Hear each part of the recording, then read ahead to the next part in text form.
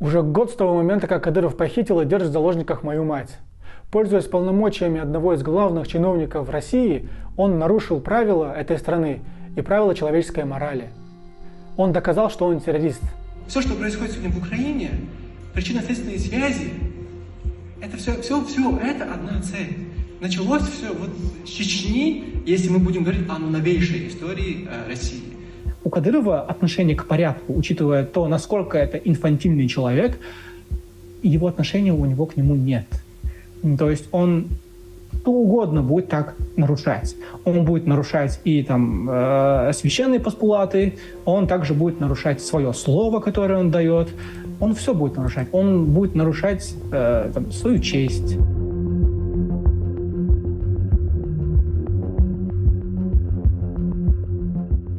Аллах видит, насколько моя совесть чистая, что ничего не совершала. 3 года мы работаем в Адате, 3 года подряд одно и то же мы говорим. Не надо сотрудничать с Кадыровым, не надо к ним мягко относиться, они шныри. Мы светлая, добрая, трудолюбивая, желающая созидать нация. Поставили ногу на мое лицо Кадыров и начал меня этой полипиреновой трубой такой, начал меня избивать. Пытали током, всеми способами меня там пытали. А я вам официально заявляю, Дон, они хуже, чем террористы, Дон. Где бы они находились, Дон, как бы они скрывались, мы их найдем и уничтожим. Полагаю, что это сделано сотрудниками Центра по противодействию экстремизму Чечни, которые меня задерживали и обыскивали, и допрашивали 28 декабря 2021 года, буквально за 23 дня до похищения моей матери.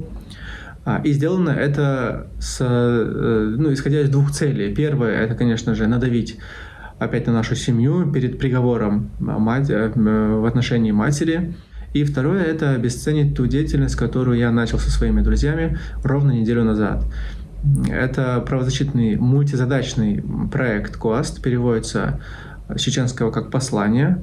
И наша основная идейная цель – это борьба с диктатурой в Чечне, вне зависимости от того, кто будет у власти. Будет это Рамзан Кадыров, либо Муслим Кучиев, неважно, кто бы это ни был.